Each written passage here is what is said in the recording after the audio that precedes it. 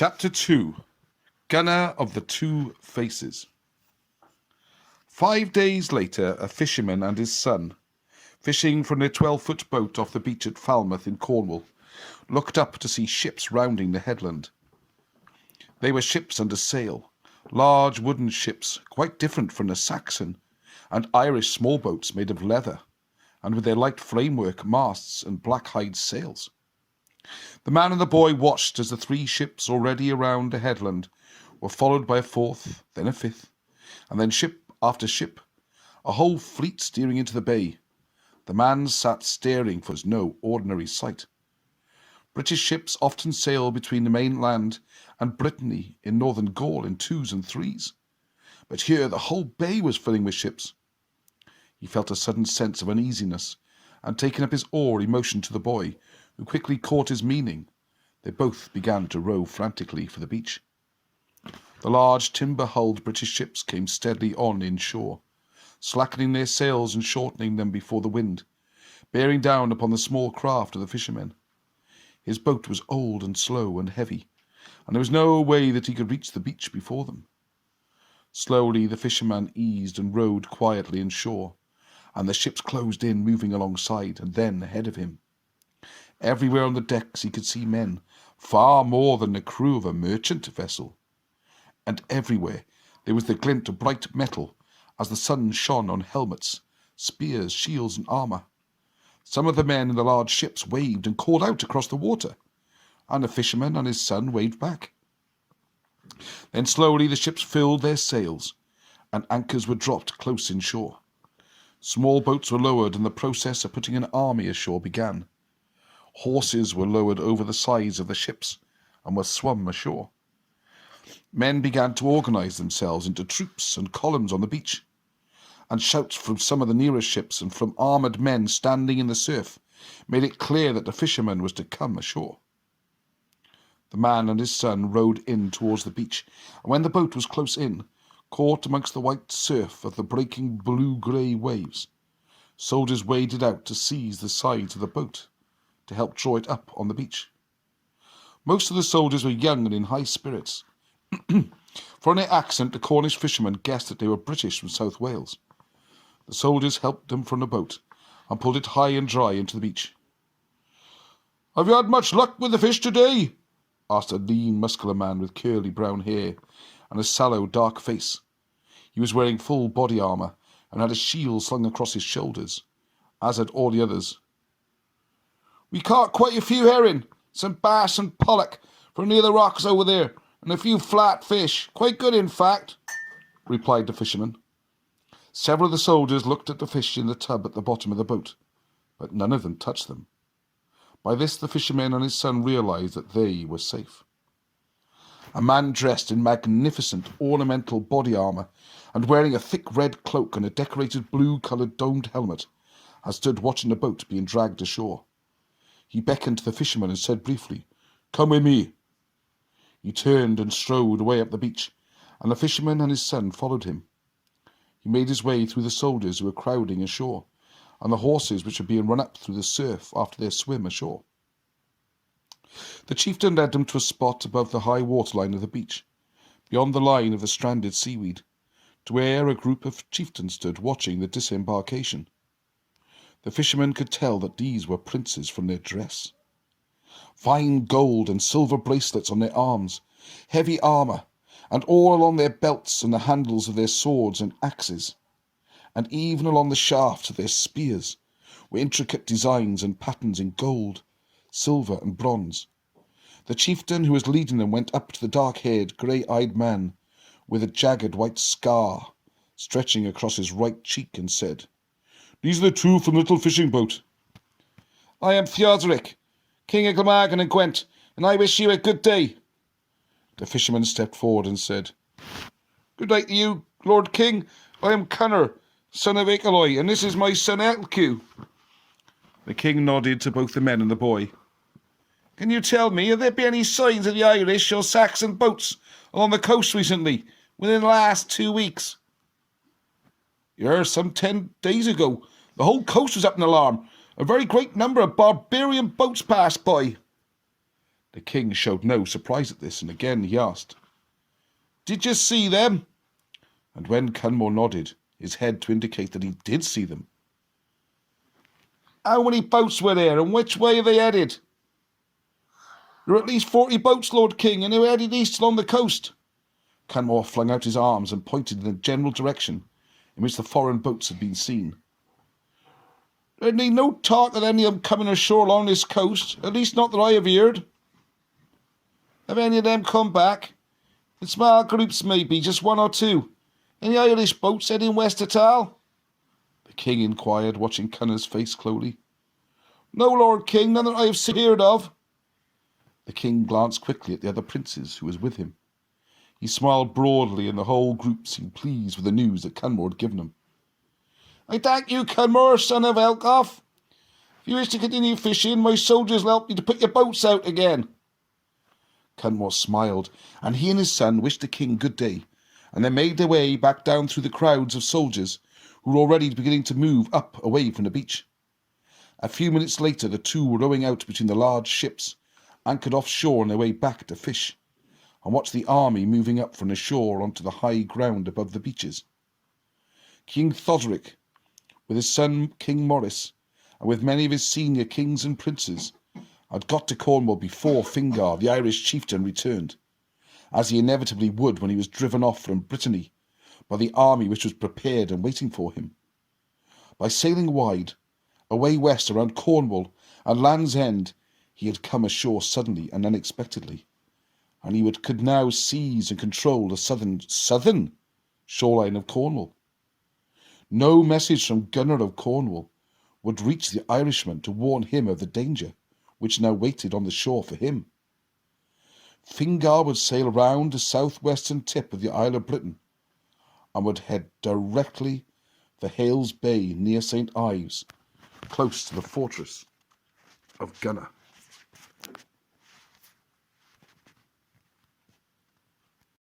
The smoke drifted up lazily from the hole in the roof of the hall, which stood on a low hill, surrounded by low earthen banks and heavy timber palisades. Cattle were grazing on the slopes of the hill, and there were mares with young foals down by the stream at the foot of the hill. Gunnar, ruler of northern Cornwall, stood at the door of his hall and watched quietly as 5 cows were driven out from a shed after milking. A herdsman followed them through the open gates of his fortress, tapping the slow-moving and patient animals on the rump with a short stick. The prince was tired. He had been sitting in court for most of the day, hearing cases over rights of inheritance, following the death of an old man of noble blood, the patriarch of one of the leading families of the area. The division of the lands and property between the sons and daughters, both legitimate and illegitimate, was always a tortuous and complicated business. Gunnar shaded his eyes with his hands and stared into the distance. There was a rider coming fast, along the distant track that led down to the river and up across the meadows to his hall. The horseman was travelling fast, and this had to mean news of some urgency. Others had noticed the horseman approaching, and several of the warriors of Gunnar's household joined him in the open yard. Some of the younger men, dallying and chatting with a few girls, suddenly lost interest and hurried to join the older men. Gunnar himself felt a touch on his arm and turned to see his wife, the beautiful Imogen, standing at his side. Gunnar smiled and put his arm around his young wife's shoulders, and the young woman with dark brown hair and matching brown eyes leaned against him. "Was it now?" she asked. "I don't know." Gunnar gave her a comforting squeeze. "It may be news from Fingar and the Irish host. We soon know anyhow." The rider came galloping through the open wooden gates of Gunnar's fort, and dragging his horse to a sudden halt. The gatekeeper caught the bridle of the sweat-soaked animal, and, with white saliva dripping from its mouth, as the white rider swung himself down from the saddle, Gunnar recognised Banu, one of his kinsmen from away on the southern coast of the peninsula of Cornwall. One glance at the face of Banu told Gunnar and his household that he did not bring them good news. "What brings you here to our north coast in such a hurry, my cousin Banu? You almost killed your horse from the looks of it." Gunnar motioned to one of the servants to take the horse and attend to it. Banner was breathing heavily. "There's an army landed on the south coast at Falmouth. A fleet of large ships and several thousand men. They are moving inland and may be heading in this direction." The people crowding around Banu and Gunnar stood silent in utter astonishment at this announcement. A large fleet of ships meant that the invading force was not Saxon, or Pictish, or Irish. There was something strange happening, and everyone knew it. "Who are these people, and who is their leader? Why have they come here to destroy my lands?" Gunnar asked the questions in all their minds. "They're not destroying anything. There's no burning and no killing, but they are seizing all the horses. My father sent me to you immediately we knew of it. I have not seen the ships, but rumour has it that it's King Theoderic of Glamorgan and Gwent, with the terrible Gugar and his other king Constantine and all their brood." Banu was recovering his breath, and he wiped the sweat from his brow and the back of his hand. Fear is contagious. It can leak through the air across a room from person to person. It is invisible, unseen, soundless and intangible, and yet it is as real as rock or fire or water. Mind communicates with mind, and fear grips rigid and numbs the senses. The news that the kings of Britain under their paramount king Theoderic had landed on the southern coast caused a stunned silence amongst the group who gathered round Banu near the fort gates. The sound of the animals in the fields and the noise of household servants in the kitchens and sheds sounded unusually loud and clear. Even the breeze that stirred the first autumn leaves seemed to have greater noise and life. Without a word, Gunnar turned and walked towards the main door of his hall, his wife still clutching his arm, and Banu and all the other men followed. Once inside the long, spacious building, Gunnar seated himself at his high table with his wife and his brothers and cousins. His followers and members of his household sat on the stools and benches along the long tables or stood grouped close behind. They waited whilst Banu washed his hands and face in a bowl of water, which a servant girl fetched for him, as was the custom, and whilst he handed his sword and other weapons to the doorkeeper. Then the messenger came forward, and a place was made for him at Gunnar's table. Archan, Gunnar's chief counsellor, stood up. "I will speak," said Archan. "This cannot be Theoderic or the others of Britain, for we have word that only 5 days ago his young King Maurice took Ombros, daughter of Gugar as his wife. They'll be celebrating, hunting and drinking for a fortnight, and if it were them, they would surely have come down Channel and landed here on the north coast. Our arrangements with Fingar of Ireland are made so that his expedition and our move eastward would happen at the time of this wedding." Gunnar passed his hand slowly through his hair and rubbed the back of his neck. "If it is not Theoderic, then who in God's name can it be? Perhaps he knows of our alliance with Fingar and has come to destroy us." Archan sighed and spread his hands wide in an expansive gesture. "If he simply wished to attack us, he would have landed here. There has to be another reason for his seizing our southern coast." One of the men in the hall raised his hand and stood to speak. A tall Angler man with a crooked jaw and a dark, ugly hole where once his right eye had been. "I have fought in many battles over many years, as you know, Lord Gunnar. I have travelled widely in Britain. I know something of the minds of these people. For whilst they appear indolent and they love songs and festivities, their minds are sharp and as cold as ice when the need arises. If the King Theoderic has landed on our southern coast, then it must mean that he knows that Fingar sailed to attack Britanny, and he'll be waiting here for Fingar when he returns." The old warrior sat down again. There was a silence in the hall. "But Fingar may remain in Britanny for many weeks, or even for months, possibly to next year." A young, impulsive, fair-haired man standing in a group behind one of the benches spoke, voicing the thoughts of many in the hall. The older one-eyed warrior who had just sat down laughed out loud and beat upon the table with his fist. "If King Theoderic knows of our dealings with Fingar, then the army of the princes of Britanny will be waiting on the beaches for our Irish friend. Fingar and his men will either run for their lives and back here very soon, or else they're already dead and singing with the archangels. We control of the southern coast in the hands of King Theoderic. There is no way that anyone can warn Fingar. We must prepare to fight Theoderic ourselves, said Gunnar flatly in a hollow voice. It must be Theoderic and his army, either the Pendragons at Oxford, and if it were he, then he would have come overland.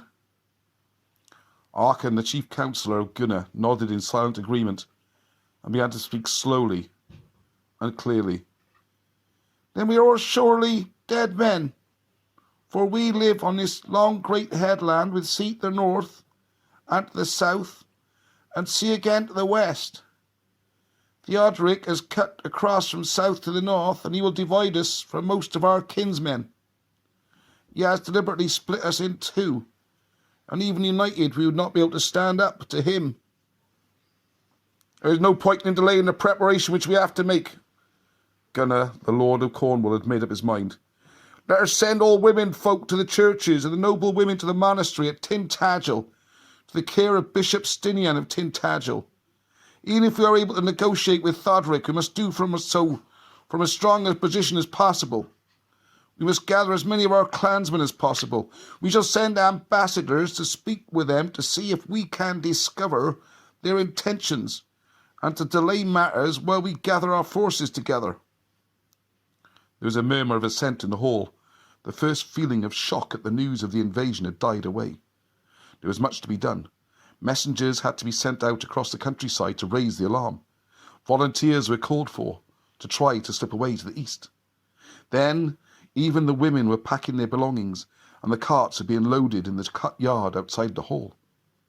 There came a shout from one of the servant boys, and the whole household hurried out into the yard. There was one of the stable lads standing on the roof of the sheds which housed Lord Gunnar's war horses. He pointed excitedly away to the east across the open farmlands. There in the distance was the unmistakable sign of distant campfires, dotting along a low hill in the distance. Gunnar shadowed his eyes with his right hand, and did what all his kinsmen were also automatically doing. He was counting the campfires, trying to estimate the strength of the force which had arrived to block any movement he might make to the east. He could make out the occasional flash of metal as the late afternoon sun caught a shield or helmet. There must be 700 at least, he said quietly to Arkan, who stood by his side. We must send someone out now, quickly, to try to speak with them. I will go. I know most of the South Wales princes. I'll take old Aileen One-Eye, who spoke so well in the hall today. He knows their ways also, and must learn as much as we can. Go quickly and go carefully, Gunnar agreed. If they have destroyed nothing and killed no one, but merely taken a few horses, there is no act of war committed yet. A few minutes later, Arkan the counsellor and Aileen One-Eye rode out of the gates of the fortress on two of Gunnar's best horses. They wore no armour and carried no arms, and Arkan carried only a short oak staff, carved and notched with the signs of the herald. They turned and rode east at the gallop, heading for the distant line of campfires. At the fortress, preparations went on with great haste. They hurriedly loaded carts carrying the women and children, and the more valuable household goods, set off down the hill away from the hall, heading west for the monastery at Tintagel. A small guard of 4 of the younger men escorted the carts, whilst other messengers set out to raise the alarm. Even as they went, small groups of their clansmen were beginning to arrive, heeding for the Lord's hall. The news of King Theoderic's sudden arrival had been spreading through the farms and villages like wildfire. The leading men rode their fine horses and wore armour and helmets, and their freemen followed them on rougher horses, shaggy ponies, and even plough horses, less well armed with leather jerkins, and other men marched on foot. Arthur the counsellor and Aileen One-Eye rode up towards the ridge where the campfires burned. There was a farmhouse on the ridge, and this was where they would find the leaders of this invasion force, so they rode towards it. As they passed across the countryside, peasants and serfs were still working in the fields and tending the flocks. Under the rules of warfare, they were perfectly safe, for no British king or warrior would demean himself to kill a serf or a slave. Nor, for that matter, would any Saxon king or his housecarls do so either. It was beneath the dignity of the warriors of all races to assault such lowly people. They were approaching the foot of the hill ridge, when suddenly 7 horsemen, fully armoured and carrying long spears, rode out in front of them, forcing them to a sudden halt. "What are you marking? 'Twasn't the Lord Gunnar and his ambassador, and this is Aileen One-Eye, a trusted member of his household." The armoured warriors sat astride their horses, examining the 2 heralds impassively. Aachen and Halen could see immediately from their manner of dress and the designs upon their bright metal shields that these were indeed soldiers from South East Wales, the territories of King Theoderic. "You will remain here." The soldier who spoke was a middle-aged man, obviously the leader of this patrol. His accent was the pure, flat, almost nasal sing-song sound of South Glamorgan. The soldier spoke to one of the younger horsemen, who immediately wheeled his horse about and galloped away up the hill towards the farmhouse. Hailing One-Eye crossed his arms on the pommel of his saddle and leaned forward comfortably. "Are there King Theoderic and his son King Maurice well?" he asked conversationally. There was no answer as the 6 soldiers stared at him impassively. Hailing tried again. "Many years ago, when I was very young, I fought under King Emrys Ledig, Ambrosius, the battle leader, in the days of King Typhart, father of King Theoderic. I remember Theoderic as a very young man." The soldiers continued to stare at him silently. There was no point in any fishing for further information. They were clearly not going to tell them anything. There was a bustle of activity around the farmhouse, and 5 warriors mounted their horses and rode down the hill towards the waiting group, followed by the soldier who had ridden up the hill with the message. As they drew close, the 2 heralds could see that, as expected, these were princes. Their magnificent armour gleamed silver, bronze, and gold from beneath the heavy red cloaks. Blue, red, and white enamel caught the fading rays of the sun. The patrol of soldiers drew aside and moved around behind Aachen and Haley, making retreat impossible. The 5 princes drew up in front of them, and in the centre they recognised Constantine, the cousin of King Theoderic, a large, strongly built, overweight and ugly man, one of the most able and experienced generals of the British. They also recognised the redoubtable King Ithon, Caerwent. The others were younger men, clearly important princes from the style of their dress. "Good night to you, Lord Constantine," Aachen spoke politely. "We are sent by the Lord Gunnar of Cornwall to speak with you." "I know where you are. What do you want?" Constantine growled, abrupt and aggressive. Aachen sat his horse silent for a moment, then he spoke again. "This is our land, and we wish to know why you brought an army here." Constantine grunted and leaned back in the saddle and smiled with his face while his eyes remained ice cold like the unblinking eyes of a snake. "We've heard that large fleets of barbarian pirates are threatening your coasts. And as your distant kinsman, it's our duty to help you keep this great island free from such savages." Aachen persisted.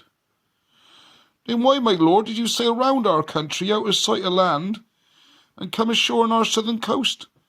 And why have you not ridden to the hall of Lord Gunnar to share his hospitality?" "Tell your Lord Gunnar that the winds were contrary, and ships may not sail where they want.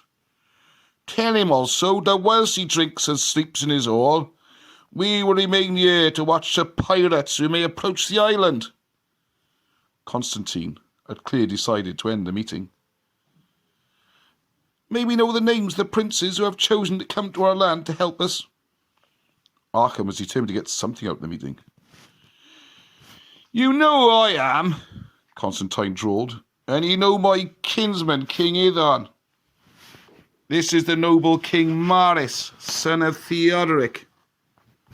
He indicated a younger man who sat next to him. "And this is my other nephew, Caradog Broniam, son of Gurgan Mawr." He pointed to an enormous giant of a man sitting on a large grey horse.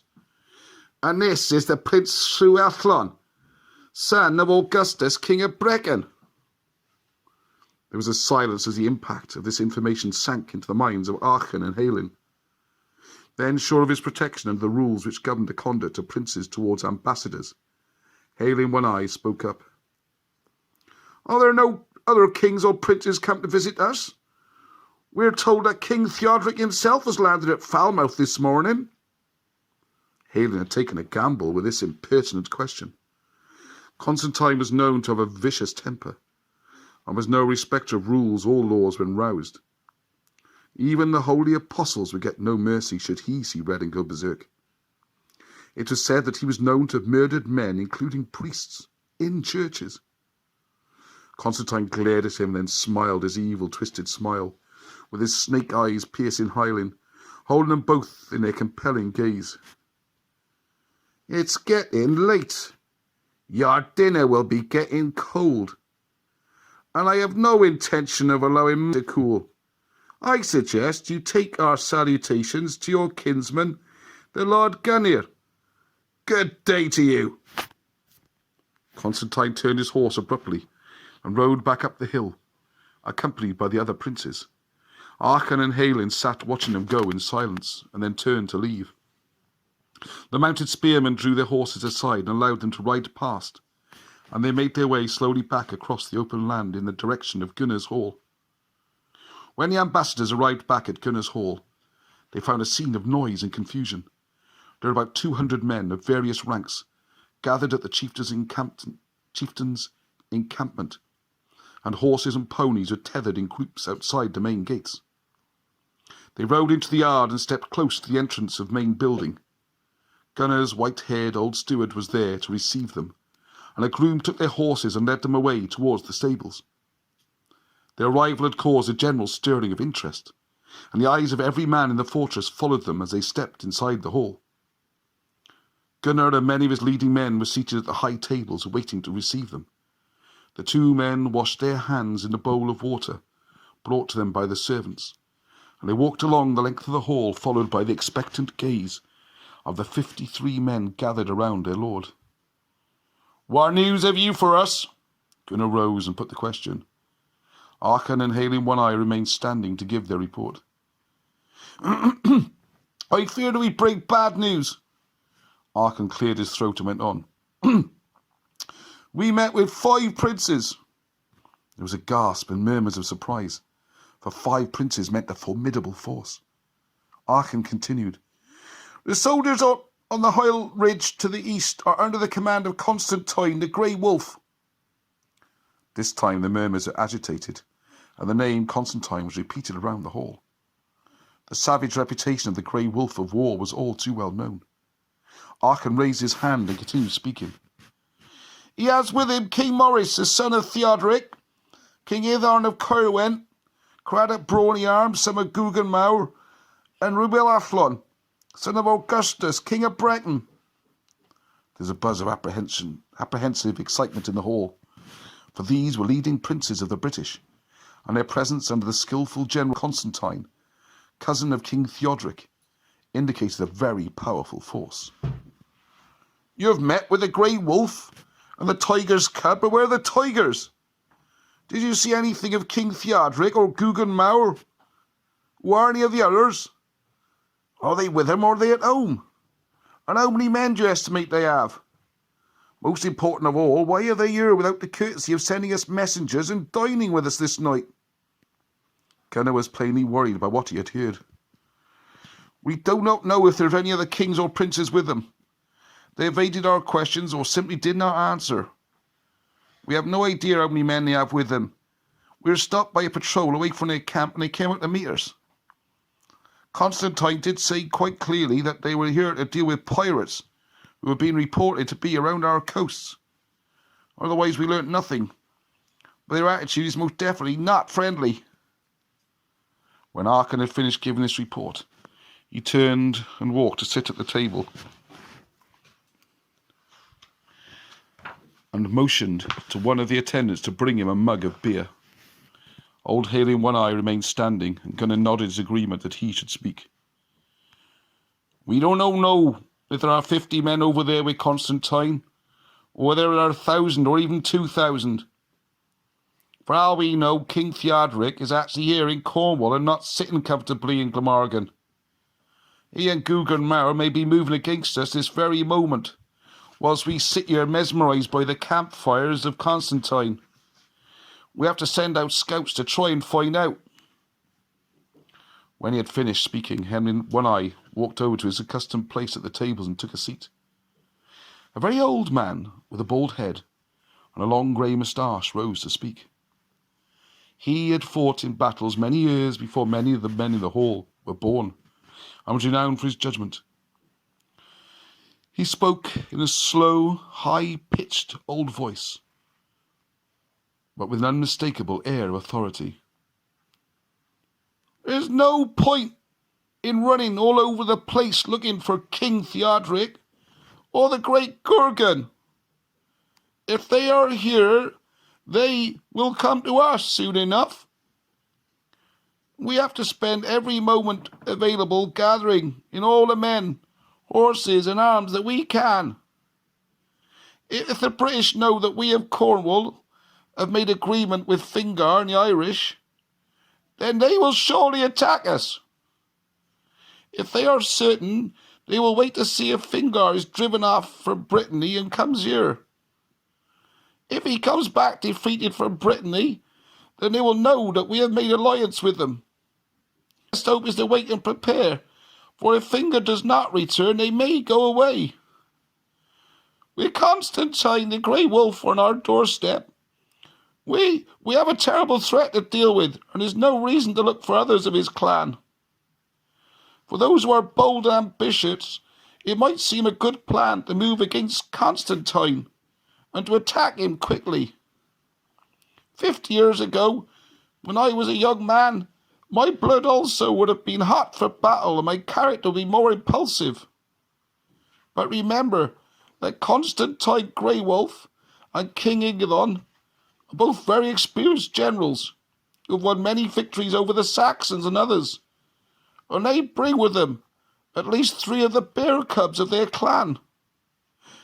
The old man paused for breath and rubbed his thin hair with a few hesitant strokes, and then continued, "You can be absolutely certain that they have chosen their camp position with great care, and they'll be difficult to attack.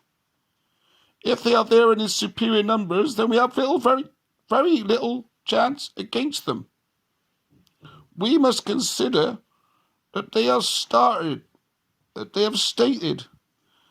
that they are here to drive pirates from the shores of the island. And so if we attack them, it is a declaration that we side with the pirates, who could be Saxons, Picts, or Irish. My advice is that we gather all the strength that we can and choose the best defensive position."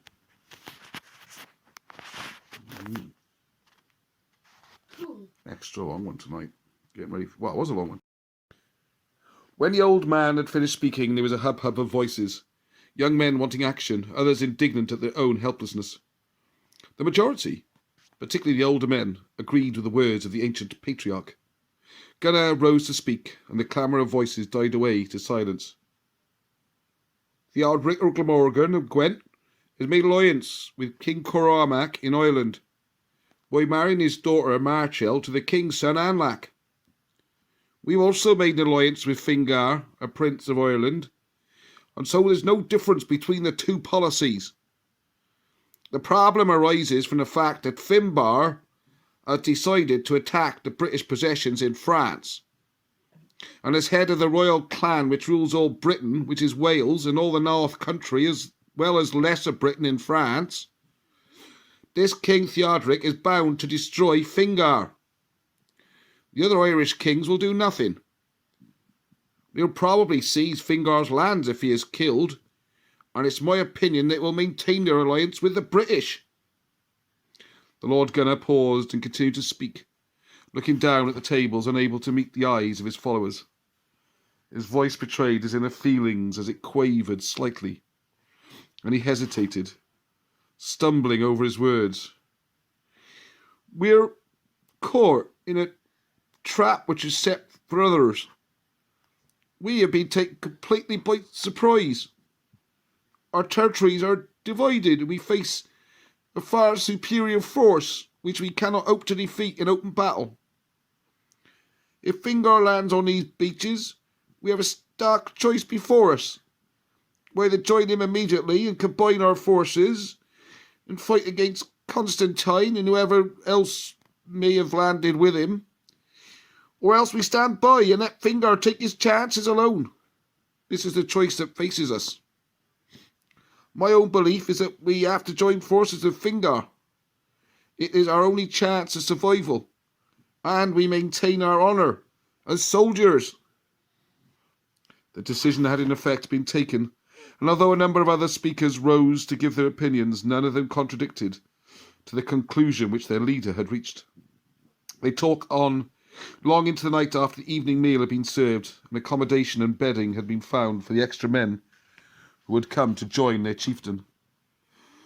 The next morning saw a dull grey and rain-swept dawn break over the rocky shore of southern Britain. Out to the rolling steel grey oily swells, 7 miles offshore of the southern tip of Cornwall. A cluster of low black-hulled boats lay rolling gently in the morning rain. A number of squawking seagulls whirled around overhead and glided to settle occasionally on the pitching surface of the water near the boats. Fingar, the Irish chieftain, had ordered his crews to put out sea anchors to ride out the relatively calm night, while waiting for daylight before attempting to close with the dangerous shore and make the dangerous passage past the Lizard Point and on around Land's End. As the dawn broke, the cold and weary crews in the boats hauled in their sea anchors and began to raise their black hide sails on their double-framed lightweight masts. Oars were put out, and slowly the flotilla of boats began to move on a steady northwestern course. Soon they would see the slate-grey cliffs and tumbled rocks and the greened fields above them, a blurred picture in the constant drizzle and rain. As they drew closer to the land, they could hear the crash and the bang and the roar of the Atlantic waves battering onto the jagged rocks, and they could see white lines of spray and billows of foaming spume thrown high against the cliffs. Slowly but surely the boats edged their way around the dangerous headland, and then turned northeast along the northern coast of Cornwall. The journey had been a nightmare for Fingar and his followers. They had sailed east 10 days before across the dangerous waters of the Atlantic, and after a 5-day journey they had gone ashore in Britanny, only to find a whole army waiting for them on the beaches. Sheer luck had enabled most of them to get back to their boats, and to get off on the still rising tide. Horsemen galloping onto the beach had succeeded in slashing at many of the boats by riding into the surf, slicing holes in the sides with their swords and battle-axes. Many of the raiders who had been first ashore had been cut off and had to face large numbers of spear-carrying infantry, against whom they stood no chance. Then, whilst many of the others struggled to get back into their boats, swimming after them when those on board cast off to reach the safety of deeper water, they had been showered with arrows fired by a host of archers who waded out into the water, following them to get in their last shots. Many of the boats would hardly move in the waters as the crews desperately sewed up cuts in the leather hulls, bailing furiously as water continued to pour in and arrows continued to plunge down upon them. Finally, the boats which had not been smashed on the beach or sunk in the shallows took on the last swimming survivors and headed back out to sea. They had been confident of surprising their intended victims and of plundering food and drink, and now they were desperately short of food and water. They dare not hang about the dangerous coast, for the men of Britanny had fine ships and were excellent sailors, and so Fingar headed back out to sea, west towards Cornwall, struggling against the stiff breeze which ran against them. For 5 days they had laboured their way across the ocean, tired and hungry and thirsty. Several men had died of wounds which they had received in the fight on the beach, and others lay in the bottoms of the boats, suffering terribly from the constant motion of the waves and the stinging salt of the freezing waters. The fine rain sleeting down across the open sea made visibility difficult, but finally the helmsmen of the slow-moving boats were able to make out the rocks and headlands of St. Ives Bay, and the crews began to pull for the shores. The exhausted men felt a lift in their spirits, as they made one final effort to force their boats inshore against the ebbing tides. No one in the boats could possibly have seen or known that for hours, as they laboriously moved through the rough waters around the Cornish coasts, their progress had been watched by groups of horsemen, tracking them, sending messengers hurrying off on swift ponies across the rain-swept headland pastures. The scouts sent out to patrol the coast by King Theoderic were doing their job well, and reports of Fingar's movements had been reaching the Welsh king all through the morning, as he marched his main army north towards the Bay of St. Ives. It was early in the afternoon when the tired men of Fingar's Irish fleet finally felt the heaving swells of the waves building up towards the near shore beneath their leather boats. The boats began to fan out into a long line abreast of each other as they approached the beaches. Finally, they were among the breaking waves, which tossed them high and sideways, pushing them inshore with a sudden rush, sending white boiling foam and spray flying over the tired oarsmen as they struggled to keep the bows of their boats towards the shore. Then suddenly they were in the shallow waters of the beach, where the high breaking waves had lost their impetus and were running smoothly to die and disappear amongst the sand and millions of pebbles. The sucking rumble of each retreating wave as it drew back, shifting countless small stones against each other, sounded as a welcoming roll of applause in the ears of the weary rowers. Their shallow boats grounded on the beach, and wearily the rowers shipped their oars and clambered over the sides of the boats to stand knee-deep in the freezing waters. Some of the less badly wounded were helped and carried up onto the beach, and with the boats coming in ashore in a long line across the beach, the crews were suddenly aware of the sharp, damp breeze whipping around them, and of the steady chill rain slashing them. Slowly they gathered about their boats and began to drag them up out of the water, lifting the lightweight craft high onto the damp beach. Fingar walked up the beach and stood wiping the raindrops and salt spray from his face and eyes. There, up at the corner of the beach, some 100 yards away, were a group of men walking slowly towards him, and a little way further off he could see a handful of horsemen. Fingar felt glad. Some of Gunnar's men must have seen his boats coming in. Soon it would all be in a dry, warm house, and there would be hot food and warm drinks. He waved to the men who were approaching, their cloaks wrapped close about them in the drizzling rain, and they began to wave back at him. Some of his crews had paused at pulling their boats out of the water. They also waved, and again the men who were moving towards them waved back. Fingar turned back to superintend the lifting of the boats and the disembarkation, wrapping his arms around his body, hugging himself against the damp cold, scarcely able to feel his toes or fingers. He was pleased that he had brought his men back to safety. Think he has? Nope. Not exactly, is he?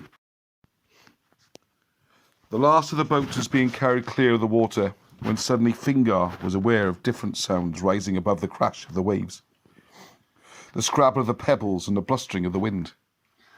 He turned and stood in shocked amazement, unable to grasp what was happening with his tired, numbed mind. Hundreds of horsemen were racing through the shallows from the east and the west, and hundreds of heavy infantry were advancing at the run right across the beach, coming straight down at him in a long line of glittering steel. Many of the Irish crews stood in amazement, while others scrambled desperately in the bottoms of the boats, searching for, unwrapping weapons from grease-covered and oiled bundles. It was too late. The horsemen were among them, charging through the scattered ranks of Irishmen as they stood at their boats, the great war horses knocking men aside like chaff as the riders went for the boats, slashing at them with their long swords and heavy battle axes, while others drove at the crews with their thick 12-foot spears. Fingar seized an oar and lashed out to the horsemen galloping at him, and was lucky when the rider's battle axe sliced clean through his oar and was deflected onto his helmet, sending him spinning backwards to the edge of the water. Slowly Fingar rose to his feet, conscious of the blood running from his nose, and of the screams and shouts of dying men and the war cries of their attackers all around him. The heavy infantry were among his men, and the slaughter was inevitable. In a sudden frenzy, he threw off his helmet and ripped open his leather jerkin and threw it down into the dying waves, and he began to run naked to the waist through the unequal battle. "Throw down your weapons! Stand still, don't move!" he screamed at his men in desperation. "Stand still! Drop your weapons! Stand still!" He ran from wrecked boat to wrecked boat, pushing past armoured infantry, screaming at his own leather-clad sailors, and blundering against wheeling horsemen. Most of his men were already dead, and those who heard him, not all obeyed. But suddenly the commotion of battle died down, and those who had heard and obeyed Fingar found themselves standing unharmed, surrounded by their enemies. Fingar stood dazed near the bow of one of the shattered boats on the beach, only barely aware of the shouts and laughter of the victors. He could smell the vomit thrown up by terrified and badly wounded men, mingled with the sweet, sick smell of blood and battered brains. There was the stench of excrement and urine from the bowels of shocked, terrified and dying men, rising above the fresh salt smell of the sea. A man close to him spoke in a fierce whisper. "We have been betrayed by Gunnar. He told the men of Britanny we were coming, and now he's attacked us himself."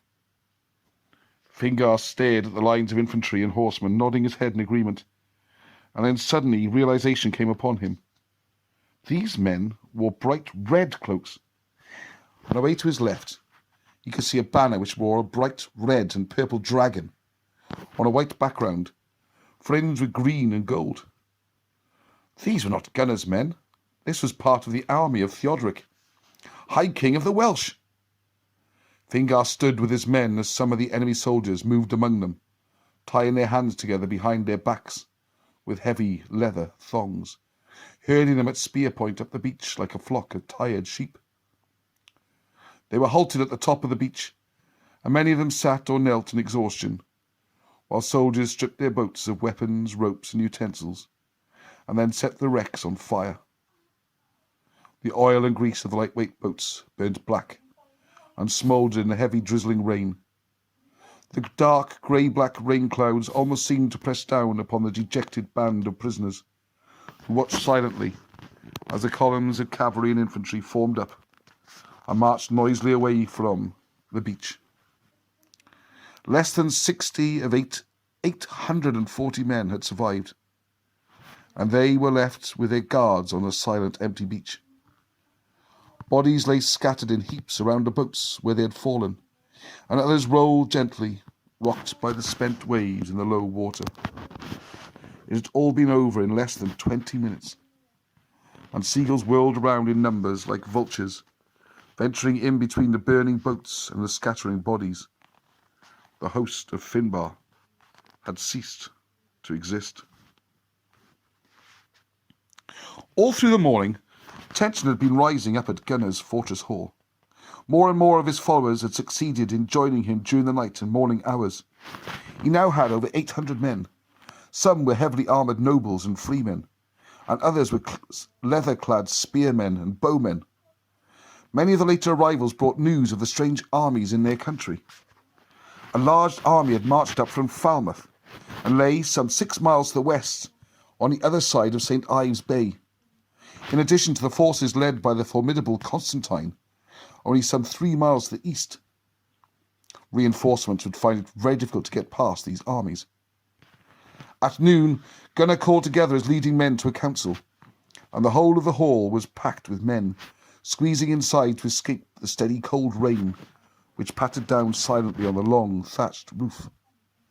Gunnar rose to address his kinsmen and followers, and there was complete silence in the hall, broken only by the distant sound of horses in the yard and the lowing of disturbed cattle. "My friends, we are here in council, but there are no decisions that we need to make. King Theoderic supported one faction of the princes of Britanny in their wars, and we supported others of our kinsmen. And so, the fighting between princes in Britanny brought us to be on opposite sides of a conflict. This brought us to make an alliance with Fingar the Irishman, and now King Theoderic has sent some of his armies against us. We do not know if he's come in person, but it's obvious that sooner or later we will be attacked. I have decided that we will choose the moment and not our enemies. There was a general murmur of assent and a stirring of movement in the hall as Gunnar paused. Then his listeners fell silent as he carried on speaking. To our north lies the sea, and across land to the south lies the sea, and to the west there's Land's End, and the boundless ocean to the end of the world. It would be foolish, therefore, to move against our enemies in the west. For then, even if we win the battle, we'll be trapped and boxed in by the merciless Constantine, who stands barring our way to the east. We have no choice but to attack Constantine in the east, and to break out from between these two armies, and with God's help we may defeat him. There was a clamour in the hall when Gunnar made the statement, and a tall, heavily built man rose to speak, his hands held high above his head. Slowly the voices died away, and there was silence once again, as the heavy man began to speak in a deep, harsh voice. This cannot be, my Lord Gunnar, for if we get through to the east, we'll be abandoning our lands to this enemy. He paused, and there was murmurs of agreement from several parts of the hall. We cannot simply march to the east, battle or no battle, and desert our lands. We shall become wanderers and outcasts, and men of no honour. You speak bravely and wisely, and yet you are wrong. This army cannot remain here indefinitely, and to the east we can reach others of our kinsmen and become stronger. Then we can return and recover our property. It doesn't matter how long it takes or how difficult it becomes. Gunnar smiled slowly and looked around at his audience. We can even keep going on eastward, up round the Severn, till we get into Morganug, the land of King Theoderic himself. There was a roar of laughter in the hall at the thought of this highly improbable, yet not impossible feat. The idea of entering the tiger's own den, while the tiger himself was away hunting those who invaded his lands, appealed to their Celtic humour. Everyone in the hall knew that there was little chance of such a venture succeeding against the heavily populated lands of the Silures, whose ancestors had even fought the mighty Romans to a standstill. This defiant utterance by Gunnar was well timed, and badly needed to restore the confidence of his men. We intend to attack Constantine without delay, and destroy him if I can. Then we'll only have one enemy host to oppose us, and we can retreat to the east and wait for Fingar to return from Britanny and join us. Even if Fingar sees his great treasure and booty in Britanny, it will not long before he returns. Then we shall be two armies against one, and it'll be our enemies who will be on the trap. Gunnar stood smiling as a great roar of approval went up in the hall. Warriors shouted their support and beat upon the tables with their fists. 1 hour later, as the mists began to lift and the rain ceased, two of the Silurian scouts came running up to the hill slopes to where the Prince Constantine leaned against the trunk of a tree. Constantine pulled himself erect and stepped forward to meet them. Large drops of rain dribbling down from the outer branches and leaves of the tree, splashing down on his magnificent armour and helmet. He knew instinctively that the approaching soldiers brought in the news that he had been waiting for. The two soldiers arrived before him, panting and sweating after their run up the slopes. The Lord Gunnar has left his halls, and he's coming against us. The tall, dark-haired soldier stood before Constantine, leaning on his spear, his eyes gleaming with excitement. How many men does he have? Asked Constantine in his gravelly voice, his small, dark eyes betraying no emotion. The soldiers had partially regained their breath. The shorter man had removed his helmet and was wiping the rain and sweat from his face with the back of his hand. They're between 500 and 700, Lord Prince, and they have pack animals with them, many horses and mules. Constantine actually smiled, his face twisting into its wolf-like grin. So they're going to try and break out past us? Yes, Lord, that's how it appears. Most of them are on foot, and they cannot move quickly. Constantine nodded and slapped the man heartily on the shoulder in a rare display of good humour. You have done well this day, and it shall not be forgotten. The other princes had come out of the farmhouse 50 yards away, with a number of the leading warriors, and everywhere men were standing up, away from their campfires, watching and waiting for Constantine.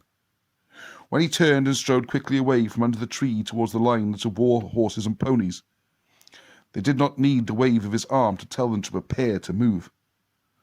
The other princes joined him, and within seconds the trumpeters were sounding the call for arms. Everyone took off their long cloaks and heavy sheepskin overjackets, tying them behind their saddles so that they would be free from interference of this clothing in battle.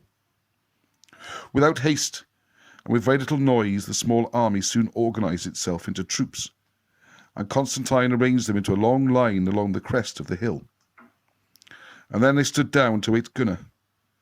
The older men checking and rechecking every strap and clasp of their horses' harness, examining their own footgear and their weapons for the 100th time. The younger men followed their elders' examples. A broken sandal strap, a loose saddle, a faulty bridle, or even a wet and slippery sword hilt could cost any one of them their life.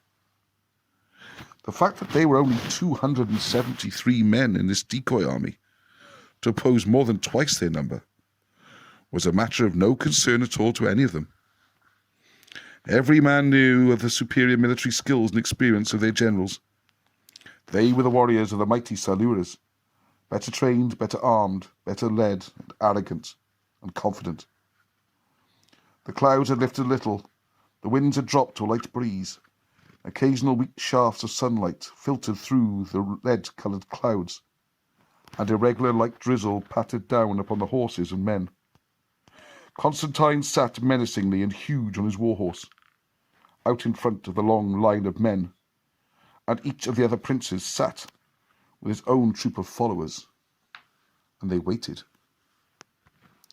Gunnar rose at the head of his long column of followers, surrounded by his nearest relatives and personal bodyguard. The drizzle had almost ceased, and now that they were embarked upon a definite line of action, the spirits of the men were rising by the minute. Men chatted and talked to each other. Some shouted, and everywhere was the rumble of the hooves of the horses, and the smell and creak of leather. There was no point in attempting secrecy, as their movements would have been watched by scouts, and they would have to fight their way past Constantine, Maurice, and the others. Soon they approached the long hill where their enemies were camped, and Gunnar could see the distant gleam of metal reflected by the sun, and he could make out the long, dark line of the enemy. They were still about a mile distant from the hill ridge when Gunnar's own scouts came galloping back in an obvious state of excitement. The column halted as they wheeled alongside their chieftain in a flurry of nervous horses and waving cloaks. The leading scout was obviously highly elated and breathless to bring the news. "There are no more than 300 of them, Lord Gunnar." His voice was sharp and hoarse with excitement. "Not even that number, near 250. We outnumbered them 2-1. There was a murmur of voices around Gunnar, and this news quickly passed down on the column of men. "There are no others hidden from sight." Gunnar frowned slightly, for the news seemed too good to be true. "They have dug no ditches, laid no traps, there's no ambush." "No, my lord, nothing at all. They're just sitting up there in a long line on the hill. We have questioned some of the local peasants to be watching them. They've done nothing except wait there for us." Arkan, the cousin of Gunnar, leaned forward in his saddle, resting his arms on his spear which lay across his thighs. "They've underestimated us and overrated themselves. They thought we would stay at our fort like so many sheep in the fold, and now we've called their bluff. The arrogance of the Silures is their downfall this day." There was a general murmur of agreement. Gunnar scratched his cheek and looked thoughtfully at the distant line of the enemy on the hill ahead. "Then we have to destroy them. Quickly." Gunnar spoke slowly and smoothly. He was indecisive, an outstanding character trait of a weak man.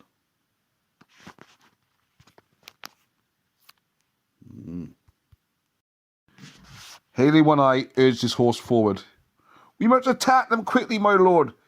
When we've destroyed this party on the hill ahead, it'll be King Theoderic will be in the trap, not us. We will become stronger and push him down to Land's End into the great western ocean." There was a silence as Gunnar sat on his horse and looked thoughtfully at the little army on the hill ahead of him. He had been persuaded to intrigue and plot with the Irish against his own kinsmen in Britanny. He had been persuaded to move out of his fortress hall to attack Constantine, or to break out past him. Now he was under pressure to launch an immediate attack up a fairly steep hill. There was something wrong, and Gunnar knew it. Constantine was one of the ablest generals of Britain, and yet here he was acting with apparent stupidity. If Gunnar did not attack, then he knew he would be thought of as overcautious, foolish, or even timid. Every instinct that he had warned him to turn around and get back to his fortress, and make the enemy come to him. If he did that, however, they would brand him as a coward. He sat silent, unable to decide what he should do, and finally he spoke. "I think it's a trap." His lips were dry, and his voice sounded rather high and hoarse. "They may be arrogant, but they're certainly not stupid. We're doing what they want us to do." There was a stunned silence, and his kinsmen glanced uneasily at each other, their mood of optimism temporarily shattered. Arkhan stepped down from his horse and walked over to Gunnar. "My lord, there is no trap. That is what they want us to believe.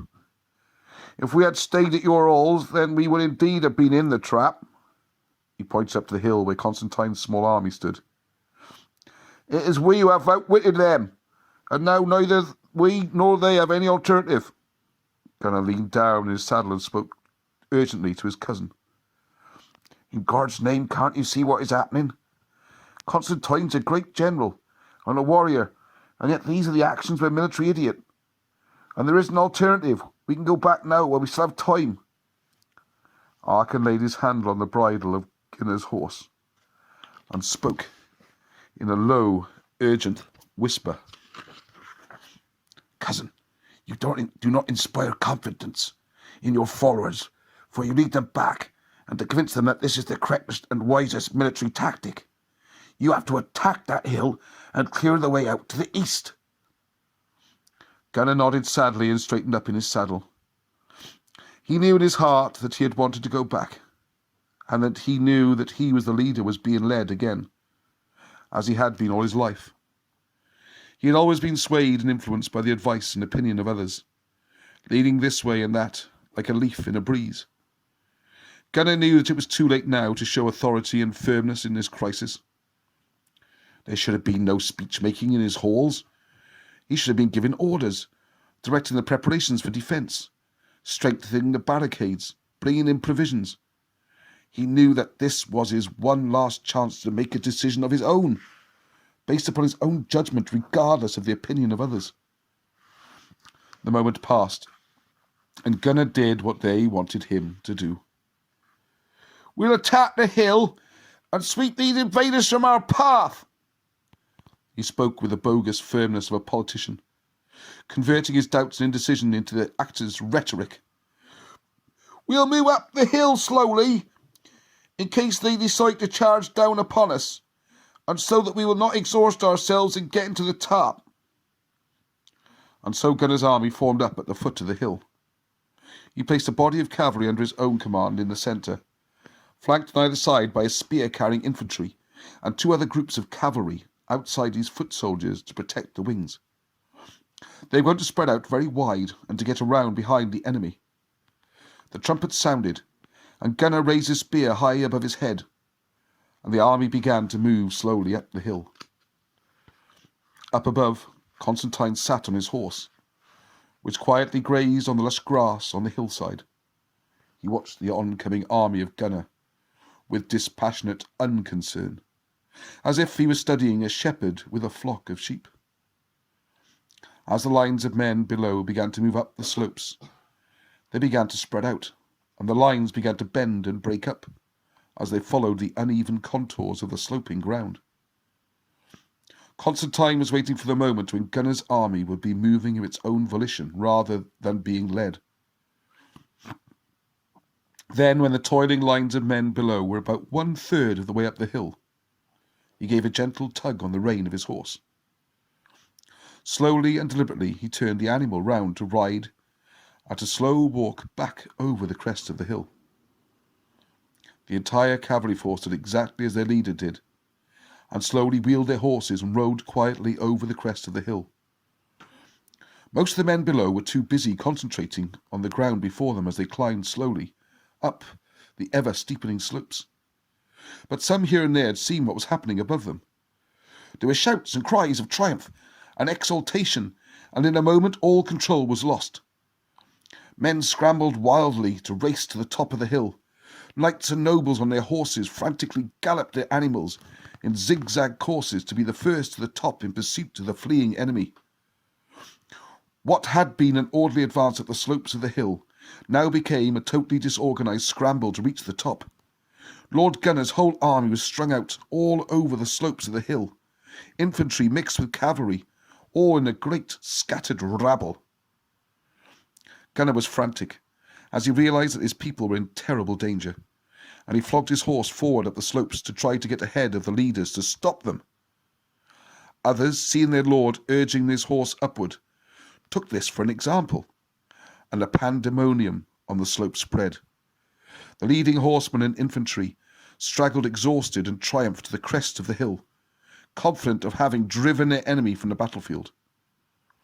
There, 150 yards ahead of them, was the long line of the enemy, still moving slowly away from them. The sight of this retreat was too much for the now overexcited and tired mob that was coming over the crest of the hill, and they charged off in pursuit. Then suddenly, when they were spread out all over the uneven ground at the top of the hill, with more than half the army still toiling up the slopes below, without most of the charging pursuers realizing what was happening, the Silurian cavalry had suddenly wheeled about into a long line and was charging upon them. The long line of spears of the compact group of heavily armoured horsemen smashed down the scattered and now bewildered leaders of Gunnar's force. The cavalry charge ended near the top of the hill, where they had been originally positioned. And then they wheeled about again, and charged back in the direction from which they had come. As they rode back, they slaughtered those stragglers and the wounded who had survived the first charge. Gunnar had arrived at the top of the hill, away to the right of the main action. No one seemed to have gone straight up the hill, as every man had raced for the easiest slopes and what looked to be the quickest ways up to the top. Men were still arriving at the top of the hill who had seen none of the opening battle from the slopes below.